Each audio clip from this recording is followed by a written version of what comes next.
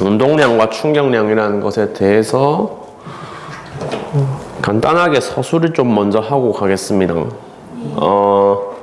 제일 처음에 물리 시작할 때 제가 되게 좋아하는 어떤 줄기가 물리에서 사용하는 여러 가지 단어들 중에 값들 중에 이 방향 구분이 가능한 아이들, 부호 구분이 가능한 이 물리량들의 줄기가 있는데 제일 처음에는 길이 값이죠. 길이 값. 뭐랑 뭐로 분별이 되는 변위와 이것으로 분별이 되고 당연히 물리가 더 중요시 해야 되는 거는 방향 구분을 할 줄 아는 아이들, 못하는 아이들 되는 애들이란 말이야.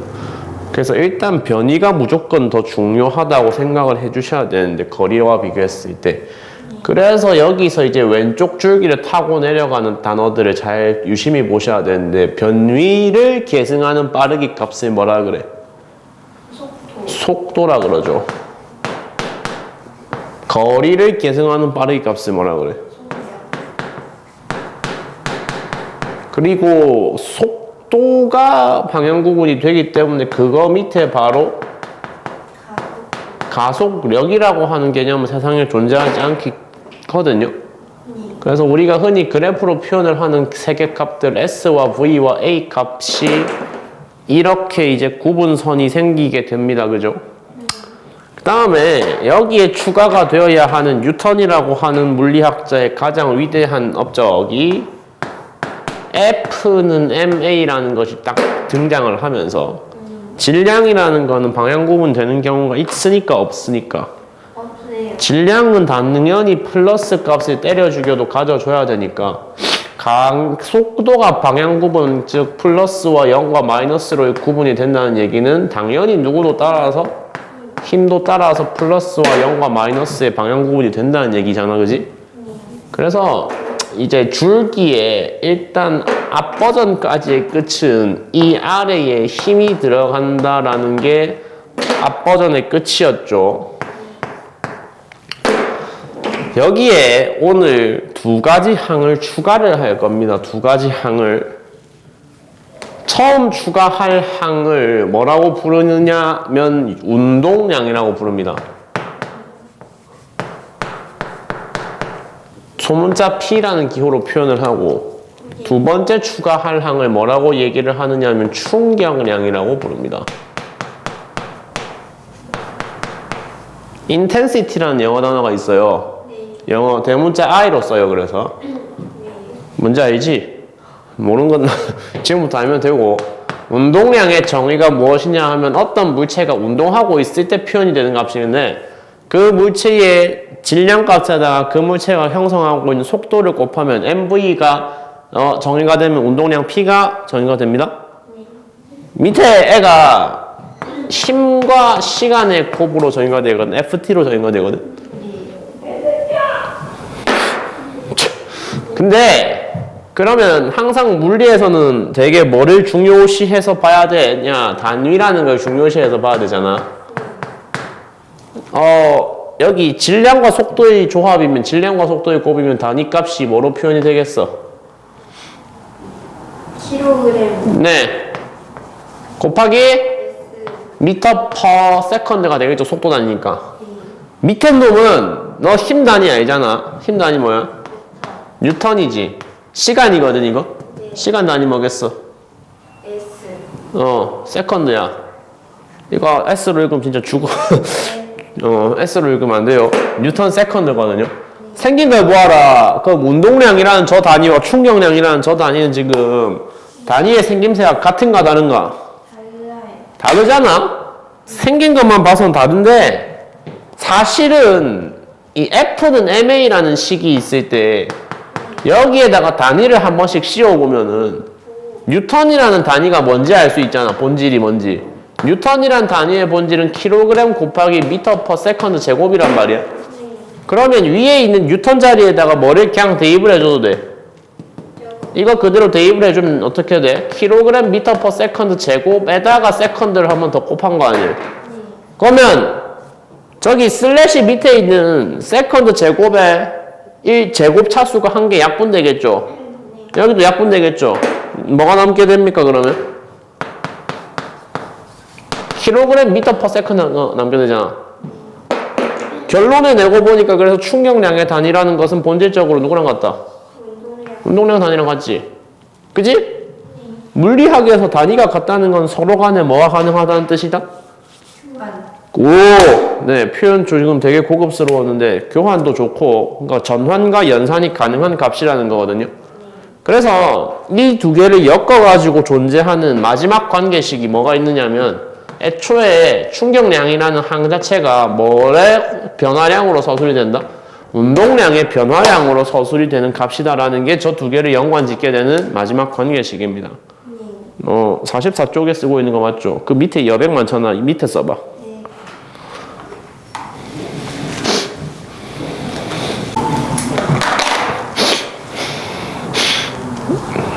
이번 주에 니랑 동갑인 어떤 여자애 2명이 갑자기 나보고 승리 닮았다대.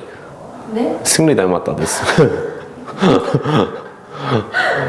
근데 내가 그래서 야 그게 그 사람이 한 행적 빼고 얼굴만 보면 그렇게 나쁜 소리는 아니잖아 하니까 뭐 그렇죠.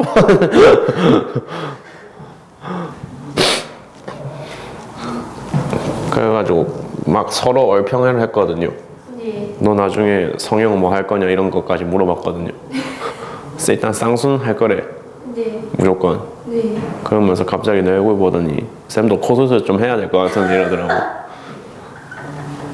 근데 옆에 있던 애가 그거 듣더니 안 돼, 쌤은 코 수술하면 너무 느끼하게 될 것 같아요. 안 그래도 눈 쌍꺼풀 지내가지고. 근데 사실 이미 이 얼굴로도 느끼하게 생겼다는 얘기는 한 2번 정도는 들어봤거든요. 네. 보이네.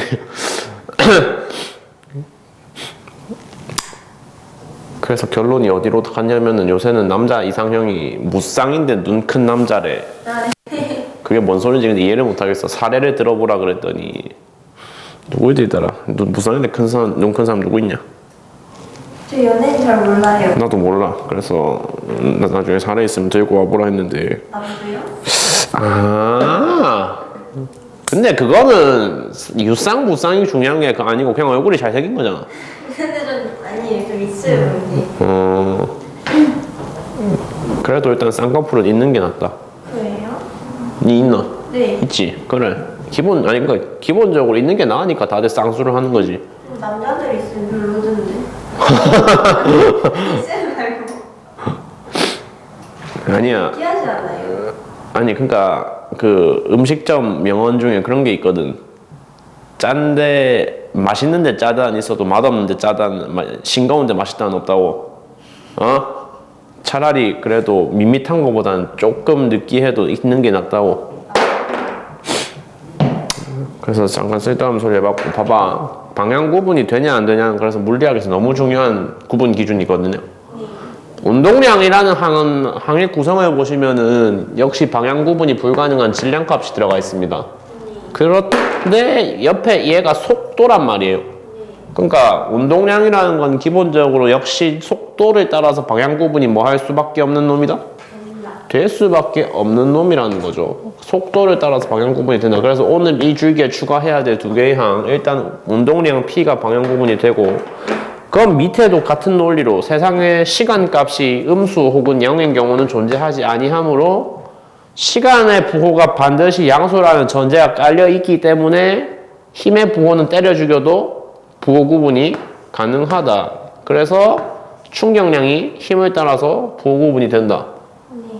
이게 일단은 고등물리 기준으로도 적용이 되는 어떤 줄기의 완성이라고 생각을 해주시면은 됩니다. 그리고 물리가 또 좋은 점은 그런 거잖아요. 결국 뭐 동의를 할지 안 할지는 모르겠지만 모든 어떤 이 얘기들이 뇌피셜로 진행되는 게 아니라 그래프와 수식에 기반한 좀 객관적인 대화를 가능하게 해준다라는 게 물리의 장점이잖아요. 그래서 앞 단원에서는 가장 중점적으로 다루었던 그래프가 VT 그래프지. 속도 시간 그래프였는데 여기서는 조금 그래프의 양식이 바뀌어가지고 힘 시간 그래프라는 거를 좀 본적 굉장히 다양하게 다루게 될 거거든요. 힘 시간 그래프. 단위가 항상 중요합니다. 그래프 그릴 때는 세로축의 단위와 가로축의 단위가 매우 중요합니다. 세로축의 단위를 뉴턴이라고 하겠죠. 힘이니까. 가로축의 단위를 뭐라 하겠어? 근데 그러면 여기서 만약에 이러한 밑넓이를 가지게 되는 도형이 만들어졌다고 가정을 해보자고요. 밑넓이는 뭐 내가 좋아하는 표현에 따르면 도형의 종류를 불문하고 본질적으로는 가로 곱하기 세로를 구하잖아. 근데 지금 가로도 가로 나름대로 단위가 있고 세로도 세로 나름대로 뭐가 있어? 단위가 있으니까 그러니까 이게 지금 밑넓이의 단위를 분석을 해보니까 밑넓이가 뭐를 의미를 하게 되는 거네? 충격량이죠. 일단은 먼저 따지면 충격량 단위가 나왔잖아. 뉴턴 세컨드니까. 일단은 충격량이 이 밑넓이를 의미를 하고 있다라고 생각을 먼저 해주는 게 올바른데 힘시간 그래프에서는 여기서 있잖아.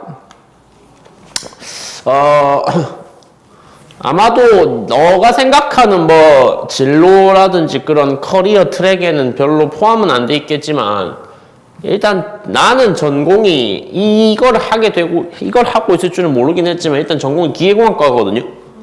그래서 대학교 다닐 때는 일단은 뭐 자동차 회사의 엔지니어 취업 이런 거를 아무래도 1순위로 생각을 했을 거 아니야, 그지? 그래서 좀 유명한 브랜드들 현대, 또 포르쉐, 그쵸. 현대 좋고 포르쉐 좋고. 근데 이제 그런 스포츠카 제조 브랜드 말고 일단 일반적인 양산차 제조 브랜드 중에서는 제일 유명한 게 현대라는 브랜드가 국내에선 있고 브랜드가 아닌 기업이고 테슬라가 또 국제적으로는 제일 유명하거든. 테슬라나 현대 같은 그런 자동차 메이커에 들어갔을 때 네가 이제 자동차 회사의 엔지니어 팀의 신입이야. 만약에 됐다고 쳐봐. 그러면 엔지니어 팀에서 뭔가 이제 제품을 만들어서 판다고 할 때 달성해야 되는 여러 가지 목표가 있을 거 아니야. 자동차를 네가 나중에 더 성인 돼서 돈 모아 살 수 있게 됐을 때 뭐를 제일 중요시하게 여기겠어? 가격 중요하죠. 야, 아무리 가격이 중요하다 그래도 마티즈 탈 건 아니잖아. 마티즈? 뭔지 알아? 강아지. 예? 강아지. 말티즈 말고 마티즈. 마세라티? 아니다. 가격, 디자인, 그리고 이제 자동차의 좀 중요한 성능 중에 한 개가 연비라는 게 있어요. 마일하고는 좀 다른 건데 연료를 넣었을 때 얘가 얼마나 효율적으로 그 기계가 돌아가는지를 측정하는 수치라고 생각하시면 됩니다. 가격, 디자인, 연비, 뭐 승차감, 기타 등등 많을 거 아니야. 근데 이런 요소들이 쭉 나열이 되어 있을 때 사실은 다 필요 없고 다 필요 없다고는 못하겠지만 사실은 다 후순위야. 뭐가 제일 중요하게 회사 입장에서는 안전이 제일 중요해. 이게 오해하면 안 되는 게 기업들이 양심적이고 기업들이 착한 기업이어서 안전이 중요한 게 아니고 이게 곧 어디로 이어지니까 이미지 문제로 이어지거든. 야, 저 차 탔더니 옆집에 저기 어떤 아저씨가 저 차 샀더니 한 달 있다가 죽었더라 이러면 그러면 안 되잖아요. 그러면 회사 이미지에 매우 큰 타격이 가는 거고 좀 현실적으로 얘기해서 만약에 근데 벌어진 사고가 있어. 이미 벌어진 교통사고가 있어. 그러면 그건 누구 책임이어야 돼? 회사 관점에서 봤을 때는. 운전자. 그치, 그건 네 책임이어야 돼. 그건 우리 책임 아니어야 돼. 실제로 그런 식으로 책임 전가를 담당하는 부서가 따로 있거든. 굉장히 냉정하게 돌아가거든요, 회사라는 게. 그러니까 일단 벌어진 사고에 대해서 그런 식으로 떠밀기를 한다 해도 최소한 그래도 일단 통계적으로 사고 자체가 잘 안 나는 게 조금 더 좋은 거고 사실 근데 이 교통사고라는 거는 회사가 컨트롤할 수 있는 분야가 아니잖아. 차 타고 어딜 가서 어떻게 운전할지를 그 소비자 행동을 완전히 얘가 통제할 수 있는 게 아니니까 결과적으로 사고 자체는 벌어질 수밖에 없단 말이야. 그럼 이제 공학적인 관점에서의 안전이라는 거는 그래서 뭐를 목적으로 해야 되냐면 벌어질 사고가 있을 수밖에 없다는 건 일단 인정을 하자. 사고가 벌어지는 거 우리가 못 막는다. 못 막지만 일단 그래도 사망할 예정이던 엄청 큰 사고에 휘말려서 죽을 예정이던 사람을 중상으로 바꿨고 중상 예정이던 사람을 전치 20주가 나올 사람을 전치 한 2, 3주짜리 경상으로 바꿨다. 이 정도만 하더라도 사실은 회사 입장에서는 충분히 공학적인 관점에서는 충분히 성공적으로 안전에 달성을 한 거란 말이에요. 그래서 얘기를 정리를 하자면 뭐 현대자동차에 아이오닉이라는 브랜드가 있어요. 자동차를 타고 갔어요, 고객이. 그러니까 일단 회사 입장에서는 뭐를 컨트롤 못한다. 제가 교통사고에 휘말려서 갖다 박을 자동차가 2.5톤 트럭이 될지 아니면은 자전거가 될지를 회사가 결정할 수가 없단 말이야. 당연히 그러면 일단은 설계를 하는 시점에서는 뭐를 생각을 해야 돼? 그렇죠. 자전거랑 갖다 박으면 뭐 안전하겠지, 어련히. 그럼 차만 좀 상하고 말겠지. 이런 비극적인 경우를 가정을 해야 되는데 사람은 일단 앉아있고 여기에 그러면 이 자동차가 2.5톤 트럭이라는 어마어마하게 위협적인 저 상대방이 갖다 박으면서 뭐를 가지고 올 거냐. 충돌하는 상황에서 어마어마한 사이즈, 어마어마한 양의 아이를 가지고 오겠죠. 근데 최악의 경우를 가정해가지고 지금 설계를 하고 있잖아. 최악의 경우를 가정해서 일단은 엄청나게 큰 값의 아이가 들어올 거라는 거를 전제로 깔았어. 일단 그래서 우리 양식으로 돌아와서 다시 힘 시간 그래프가 있을 때 일단 지금 뭐는 결정이 나는 거야? 그치? I는 FT에서 좌변값이 지금 결정이 됐지. 일단은 엄청 크다고 가정을 하긴 했지만 일단은 여기가 일정한 값으로 결론이 났단 말이에요. 근데 그러면 그 일정하게 결론이 나게 된 좌변값을 구성하는 항이 힘과 시간값이 있잖아. 이 중에 뭐가 소비자의 몸에 닿는 게 치명적인 건데? 막말로, 그쵸? 한글로 표현을 좀 더 정확하게 해볼게요. 이거를 그냥 힘이라 안 그러고 충격력이라 그러거든요. 그러니까 충격량이라는 건 정확하게 표현하면 충격력이라는 항과 충기돌 시간의 곱이란 말이야. 그러니까 소비자 몸에 닿는 충격력이 커지는 게 문제인 거 아니야?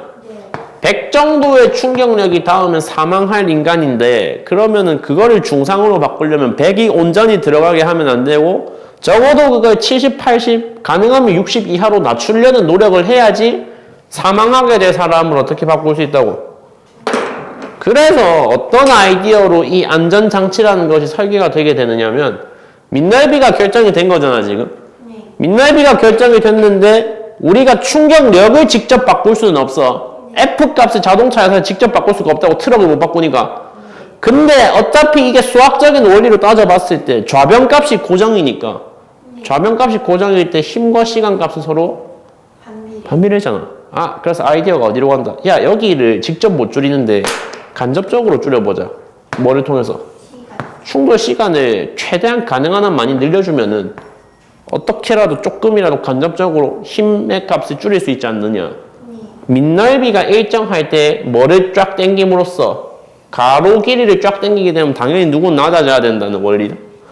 그렇죠. 세로 높이가 쭉 낮아져가지고 이 사람의 몸에 가해질 힘의 값이 충격량의 값이 조금이라도 약해질 수 있다는 원리로 자동차를 비롯한 모든 충돌 안전장치들은 설계가 된다는 말이야.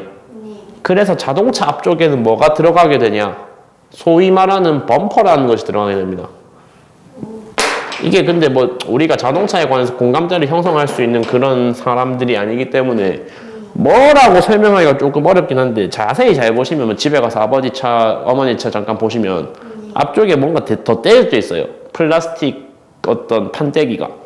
박으면 떨어져 나가는 거 아니에요? 그렇죠. 그게 핵심입니다. 떨어져 나가는 건 완전히 떨어져 나가는 건 아니고 걔네가 대신 충돌이 되면 가장 먼저 충격을 받으면서 여기가 가장 먼저 파손되어 줘야 돼. 부서지어 줘야 돼. 왜냐 하면 파손이 되면서 제가 뭐를 끌어줄 거니까 충돌의 시간을 최대한도로 늘려주기 위한 취지로 들어가 있는 안전장치야. 저렇게 근데 해봤자 아까 뭐 간단하게 숫자로 비유를 했지만 저렇게 해봤자 늘어나는 시간이 뭐 얼마 되겠어 충돌 시간이. 많으면 1초겠지. 근데 그 1초 플러스 하는 것만으로도 최소한 뭐 날 수 있다고. 사람을 완전히 안 다치게는 못하지만 이거는 가능하다고. 이것만 가능해져도 일단은 회사 입장에서는 성공이란 말이야. 예. 그래서 이런 원리를 가지고 자동차뿐만이 아니라 세상에 존재하는 거의 대부분의 안전장치들이 설계가 되게 됩니다. 운동을 뭐 한다고 하셨죠? 테니스 말고 해본 거 복싱 핸드 봤나? 아니요, 저 인라인. 인라인? 인라인 같은 거 그러면 하면은 무릎 보호대 같은 거 차잖아. 네. 무릎 보호대에 쿠션 들어있잖아. 네. 쿠션이 직접적으로 네 무릎을 보호해 주는 건 아니거든. 충격을 이렇게 흡수를 잘할 만한 소재가 아니잖아. 걔도 원리가 뭐냐면은 네가 무릎이 박았어. 박았을 때 땅이 네 무릎에 전해주게 되는 충격력이 있잖아. 그 충격의 시간을 최대한 늘려가지고 충격의 사이즈를 낮추는 과정이 인라인에서 무릎 보호대의 역할이야. 비슷한 거야. 그래서 시간을 늘려서 힘을 낮춘다는 원리로 그 원리를 그래프로 이해를 할 수가 있고 뭐 나름대로 그래서 현실의 쓸모가 어디에 있느냐 물리가 이런 데서 좀 찾을 수 있지 않냐 생각을 해주시면 됩니다. 일단 지금 한 내용들은 특별히 필기할 건 없어요. 45쪽으로 넘어갈게요. 간단한 내용이라서 필기할 건 없고 그냥 그래프의 높이를 낮추기 위해서 가로 길이를 쫙 당겨준다라는 내용만 이해해 주시면 되고 실질적으로 이제 시험에서 물어보는 거는 뭐를 물어보냐 하면 약간의 이제 계산 문제를 물어볼 수밖에 없는데 일단 101번이랑 102번 한번 풀어봐. 풀어봐요? 네.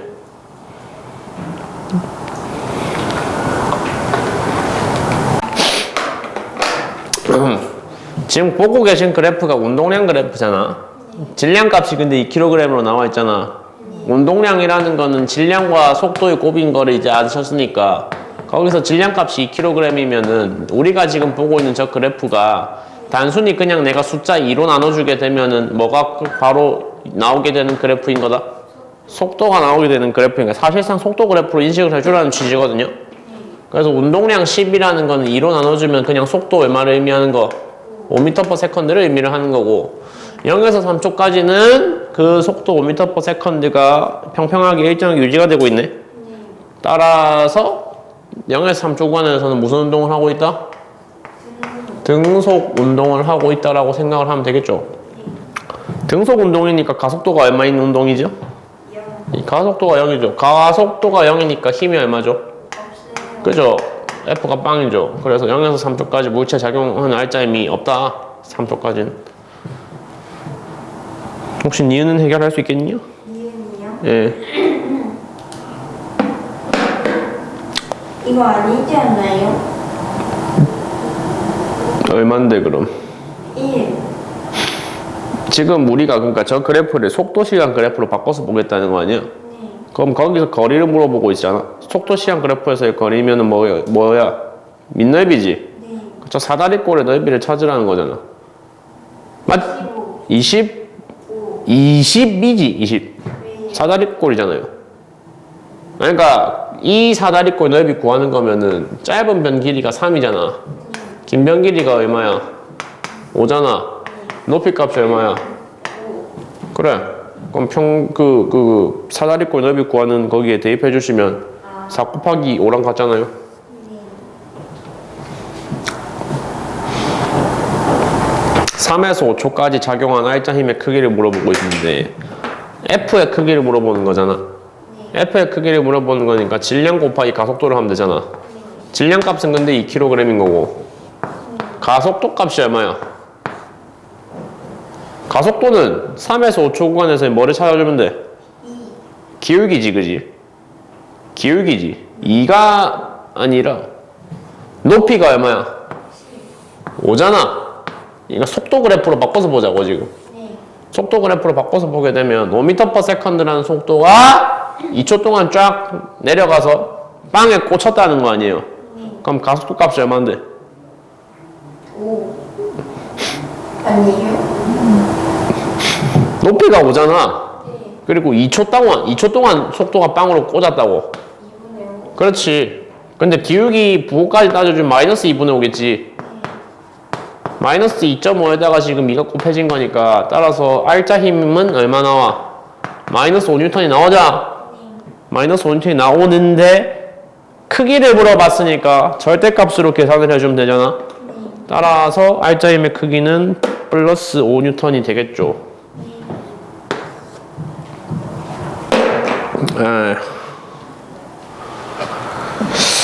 그 정리를 하시고 나서 100번으로 가겠습니다.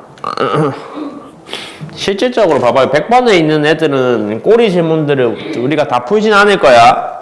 다 풀진 않을 거고 필요한 한 가지 좀 스킬이라고 하긴 그런데 굉장히 쓸모가 많은 한 가지 지식에 대해서 한번 전달을 해야 될 내용이 있어서 결과적으로 이 단원에서 나올 수 있는 좀 의미 있는 문제는 거의 대부분 이 양식으로 통일이 되게 돼 있어요. 지금 꼬리 질문에서 쭉 읽어보시면 물어보는 게 뭐냐면 A의 질량이 있고 B의 질량이 있다 돼 있다 말이죠? 예? 네. 예, 그림 바로 윗줄에 MA, MB, A 질량, B 질량이 나와 있잖아.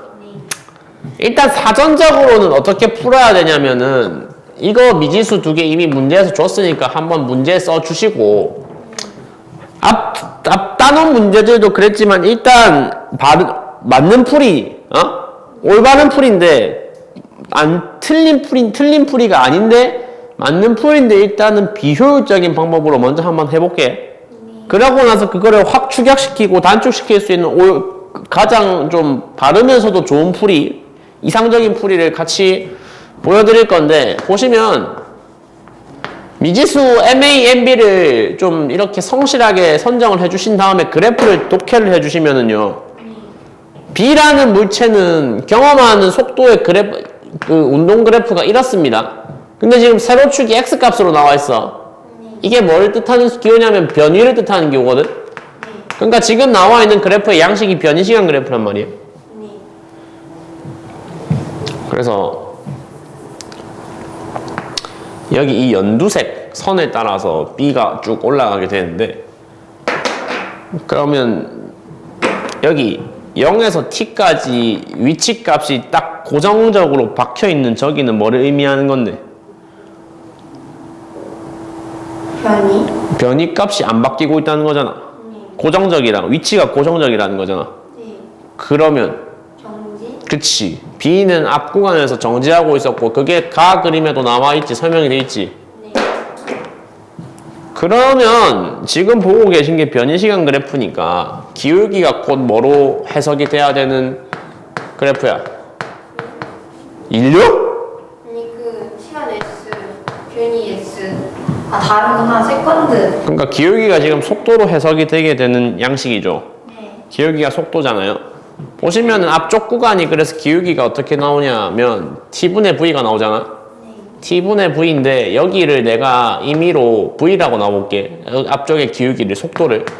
그러니까 V 이꼴 T분의 D다 라고 먼저 표현을 해줄 수 있겠지.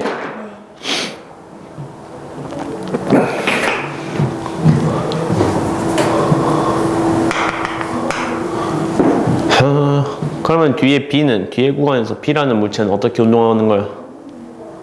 B의 기울기 알 수 있어 없어? 있죠. 밑변이 4t지. 네. 높이가 얼마야?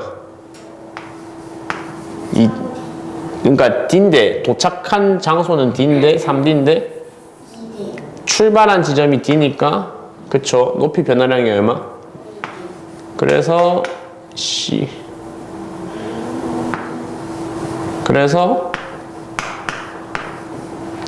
기울기 값이 뭐로 표현이 된다? 이 T분의 D로 표현이 되잖아.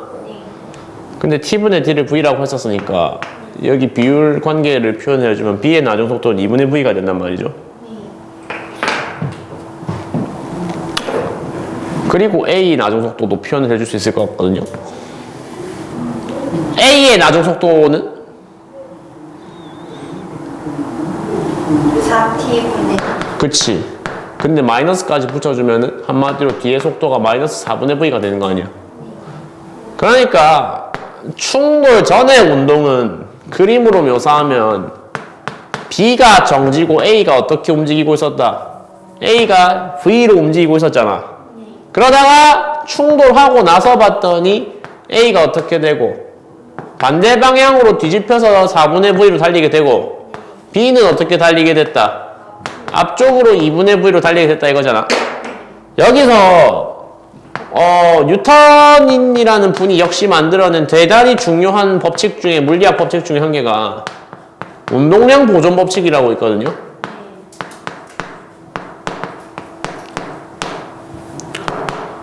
두 물체가 지금 충돌을 했어. 충돌을 해가지고 저런 식으로 쟤네가 운동량이 교환이 될 거 아니야? 네. 잠깐 적을 시간 드릴게요. 적었어요? 빠르네. 그러니까 운동량을 교환을 했으니까 A도 자신의 초기 운동량과 나중 운동량이 달라졌잖아. B도 달라졌잖아. B는 애초에 없던 운동량이 생겼잖아.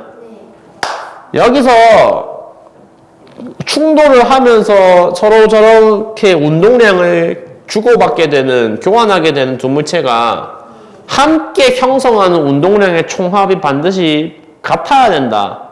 달라지면 안 된다라는 게 운동량 보존 법칙이라는 가장 아주 중요한 법칙의 요지야. 그러니까 한마디로 뭐냐? 위의 그림에서는 운동량 총합이 뭘로 묘사가 돼? 질량 곱하기 속도인데 운동하는 질량이 A 질량밖에 없으니까 MAV로 설명이 되겠지. 네. 뒤에 놈은 정지 상태니까 그냥 운동량이 빵이잖아. 네. 밑에 놈은 B가 만들어낸 운동량이 얼마야? 2분의 V. 2분의 MBV죠. 네. 근데 A도 운동량을 만들어는 내는데 그 운동량의 속도 방향이 반대로 뒤집혔단 말이야. 그러니까 밑에 운동량의 총합과 위 운동량의 총합이 같아요. 그렇지. 위아래가 이제 이 꼴로 연결이 돼야 된다는 거거든? 맞나? 네. 맞다. 네. 여기서 그러면 이 마이너스 4분의 V를 좌변으로 넘기면 되잖아. 그러면 MA의 4분의 5 V가 뭐랑 같다? MB의 2분의 V랑 같으니까 V 약분해가지고 결과적으로 내가 알 수 있는 게 뭘 알 수 있다. 그래서 MA와 MB의 질량 비율을 알 수 있겠죠. 5MA가 2MB다. 이렇게 되겠지. 그러니까 질량 비가 2대5라는 거잖아. 네. 그거를 요구하는 답변이 아마 밑에 있을 거거든. 없나? 아, 없네? 근데 어차피 그 밑에 꼬리 질문들을 다 답을 하려면 이 질량비가 나와야 돼. 네. 혹시 이 방법 다 쓰진 않았지, 지금? 네. 쓰지 말랬죠? 쓰지 말라고는 안 했고, 그냥 비효율적인 거 먼저 보여준댔죠? 네. 일단 이해는 되지? 네. 예. 사실 그러니까 법칙이라고 얘기는 했지만 그냥 단순 산수라고 생각하시는 게 좀 편하단 말이야. 네. 지울게. 이런 방법으로 하는 거는 비추인 거고, 같은 운동량 보존인데 조금 더 샤프하고 조금 더 빠르고 조금 더 효율적으로 풀 수 있는 방법이 뭐가 있냐?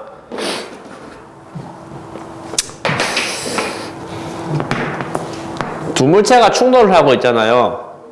그럼 두 물체가 반드시 뭐랑 뭐를 반비례 관계로 가져가 줘야 되냐면은 두 물체의 질량 비와 속도 변화량의 비가 반드시 반비례해야 됩니다. 네. 왜 내야? 운동량 같으니까. 오, 그거랑 좀 다른데. 그래요? 예, 그래도 뭐 괜찮네. 그런 관점으로 일단 생각을 해보는 건 나쁘지 않은 것 같은데, 한마디로 지금 이게 기호로 표현하면 이렇다는 얘기거든요. 두 물체의 M과 뭐가 반비례한다? 델타 V가 뭐 해야 된다?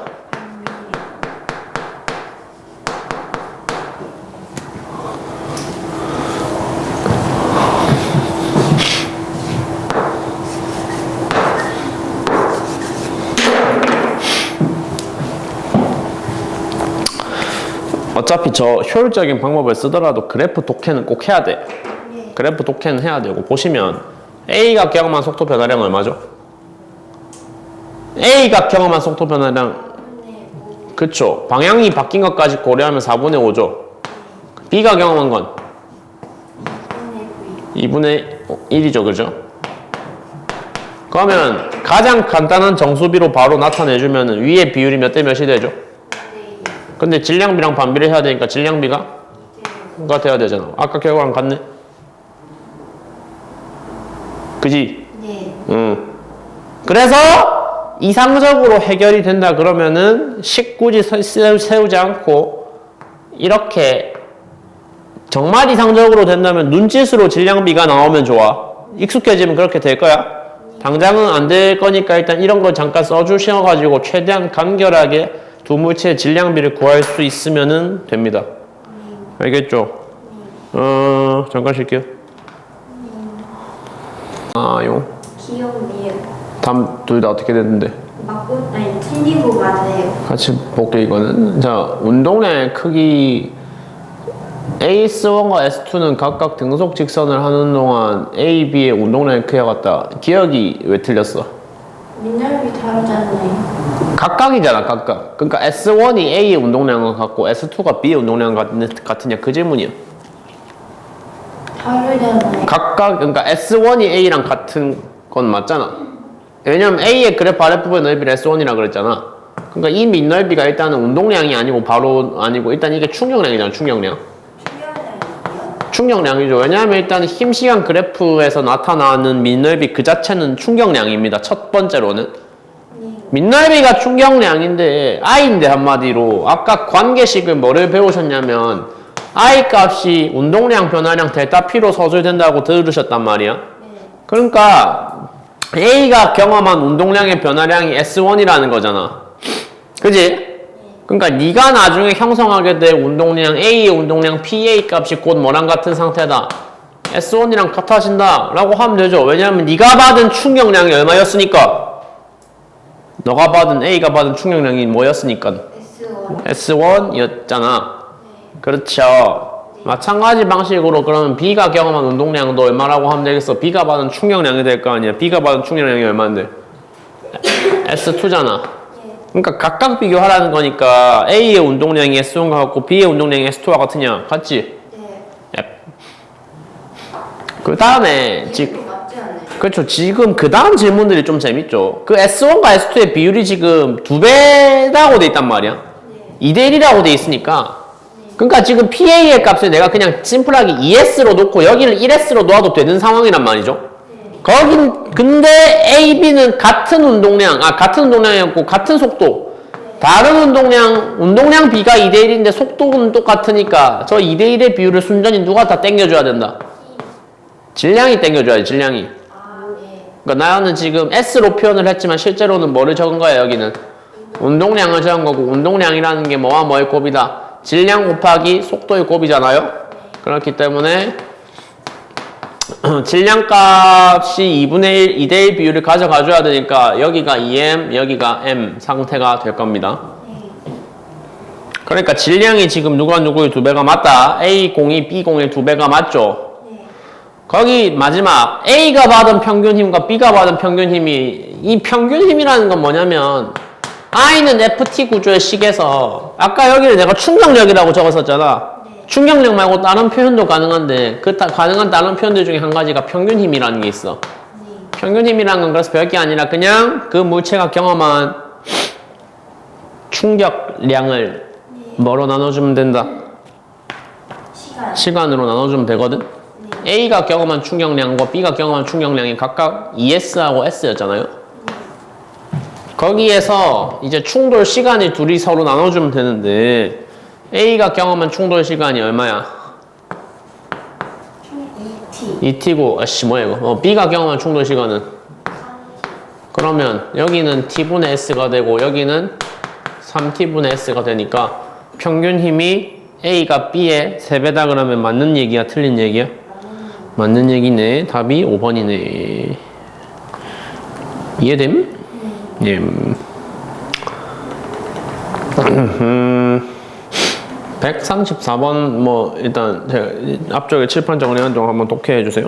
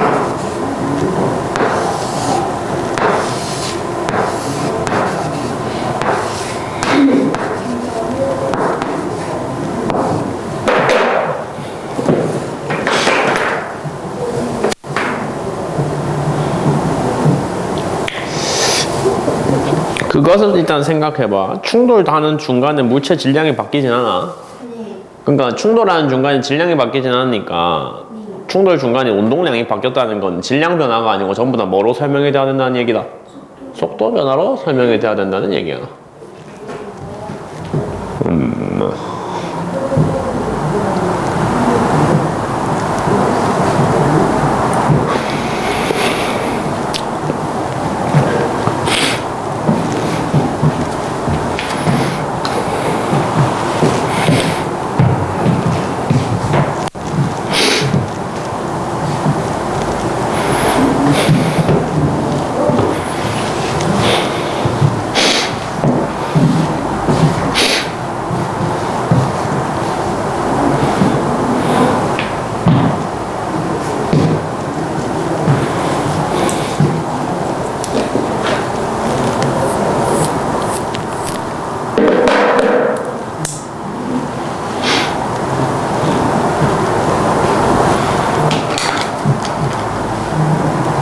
확실히 어려워. 좀 어려운 문제긴 해. 이게 운동량 충격에 의한 소재 자체는 앞 단원에 있었던 등가지과 비교했을 때는 확실히 쉬운 수준이긴 한데, 근데 얘도 문제 디자인하기 나름이에요. 이 정도 되면 뭐 쉽다고 볼 수는 없는 수준입니다. 추론이 많이 들어가야 되거든요.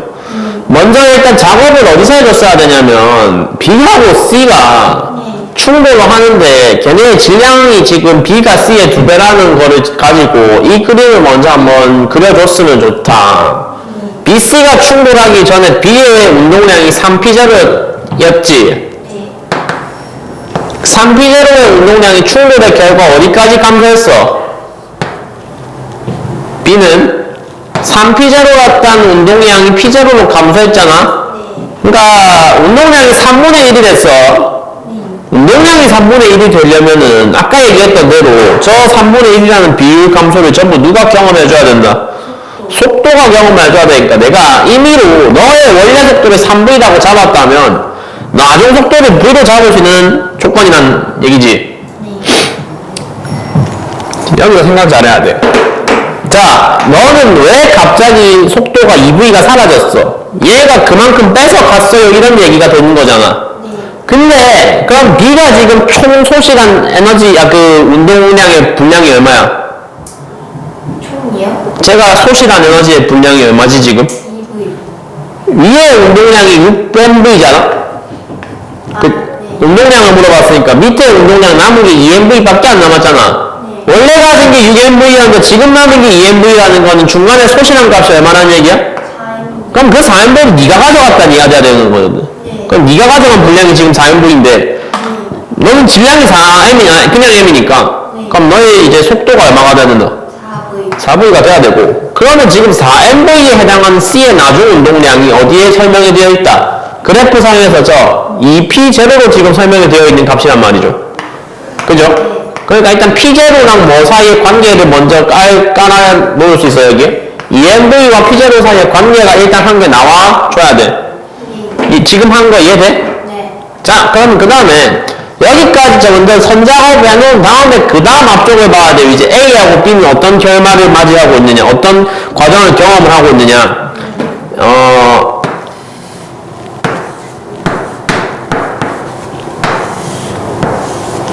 지금 A 질량을 우리가 모르는 상태였는데 그래프를 통해서 알 수 있는 건 뭐냐면 A의 처음 운동량과 A의 나중 운동량을 알 수 있거든.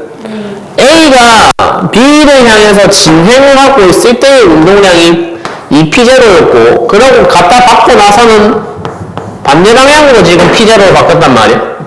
그러면 지금 제가 경험하는 그 속도 변화도 그 운동량 비율 변화도 전부 다 속도 변화량으로 설명이 돼야 돼. 맞죠? 근데 A랑 받기 전에 B는 어떤 상태였어요? A랑 갖다 받기 전에 B는 정지였잖아. 속도 지금 빵이거든. 자, 그러면 A하고 B의 충돌을 봤을 때 운동량 보존이 지켜져야 되잖아. 맞죠? 근데 충돌을 하고 나서 A가 만든 운동량이 마이너스 P0야. B가 만든 게 얼마야? UMV죠. 근데 UMV는 아까 찾은 관계식대로 오면은 몇 P0야? 3P0. 이거 알겠어? 네. 그러니까 너가 A랑 갖다 받고 나서 형성한 운동량이 지금 플러스 3P0라는 얘기거든요. 그러면 지금 일단 운동량 보존은 지켜졌고 여기서 그럼 기억 한번 풀어볼게요. A는 B와 충돌 전과 반대 방향으로 운동한다. 이거 확실하지? B도 그래요? 아니 A는 B와 충돌, 기억에 A는 B와 충돌 전과 반대 방향으로 운동한다고 돼 있잖아. 네. 그럼 일단 기억은 확실히 맞죠? 네. 확실히 기억은 맞고 니은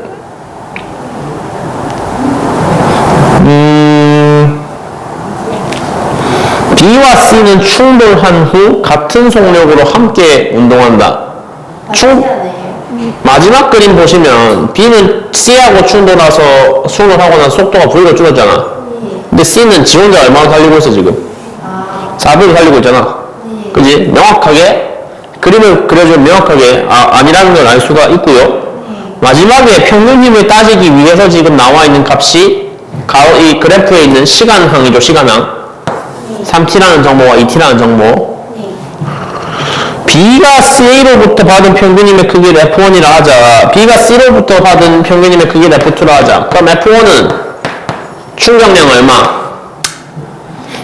F1은 이 두 개의 충돌에서 발생한 충격량이잖아. 맞죠? B가 A로부터 받은 양인데 B는 운동량의 변화량이 어디서 어디로 바뀌고 있어? 3이지. 그러면 이거 자체가 네가 A로부터 받은 충격량이 되겠지. 그러니까 F1이라는 값은 I1이라고 하는 충격량을 뭐로 나눈 값이면 돼? 충돌 시간이 얼마야? 3T. 그치. 3T분의 I1인데 I1 값을 지금 3P0라고 했으니까 F1의 값이 T분의 P0가 되겠죠? 맞나요? F2는 같은 방식으로 하면 시간이 일단 얼마로 줄었지? 2T로 줄었지? 네. 그리고 경험한 충격량은 이제 C가 B로부터 받은 거잖아. C가 B로부터 받은 거. B가 C로부터 받은. 근데 어차피 그건 작용 반작용에 의해서 그 표현이 되는 거잖아요. 그죠? 네. 그래서 C가 B로부터 받은 거나 B가 C로부터 받은 거나 그게 그거인 건데 보시면 C는 원래 상태가 정지였잖아. 네. 정지였다가 밑에 4MV라는 운동량을 가지게 됐는데 4MV라는 운동량이 2P0로 표현이 되는 거니까 그래서 C가 경험한 충격량이 얼마다 그냥? 그러면 나눠주면 T분의 P0가 되겠네. 그러면 거기 비율이 뭐 2대3이다 이렇게 나왔었는데 한번 이렇게 써보니까 같은데 그지? 그래서 이것도 틀렸다.